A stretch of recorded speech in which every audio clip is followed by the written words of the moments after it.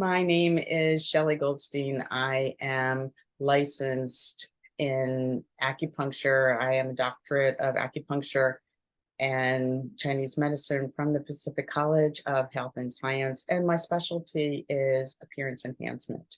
I've been practicing for over 30 years, and now I run the FACE program, facial applications for cosmetic enhancement at the Pacific College. This pre-symposium class, it's very exciting. I love it. It's a facial enhancement for healthcare professionals.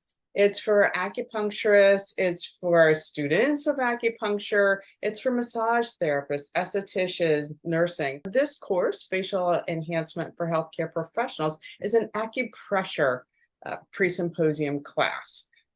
In the class, we're going to be going over routines, acupressure routines for appearance enhancement, but also for how aging in this culture is still difficult for a lot of people. What's also exciting about this class is the takeaway.